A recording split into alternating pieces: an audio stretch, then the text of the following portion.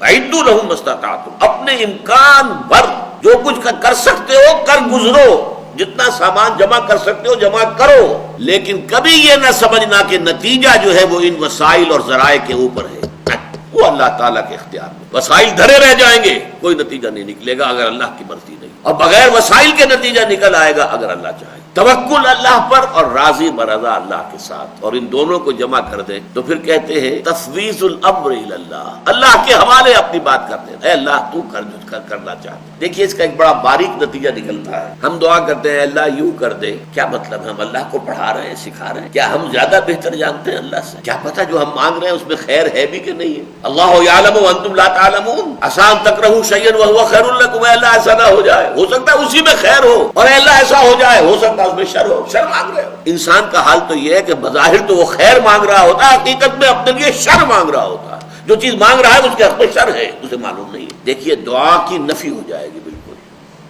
میں اللہ کو کیا پڑھاؤں کیا سکھاؤں، وہ سب کچھ جانتا ہے، اللہ اپنے بندوں کو دیکھ رہا ہے، اسے میرے حالات کا علم ہے، میرے مسائل کا علم ہے، میری مشکلات کا علم ہے، کوئی چیز میں اس کے علم میں اضافہ نہیں کر سکتا، پھر اسے معلوم ہے میرے حق میں کیا بہتر ہے کیا بہتر نہیں ہے، میں کیا پڑھاؤں اور کیا سکھاؤں اور کیا کہوں کہ یہ کر اور یہ نہ کر۔ ساری دعائیں ختم ہو کر صرف دعائیں رہ جائیں گی، اے اللہ ہدایت دے، اے اللہ ہدایت پر استقامت عطا فرما۔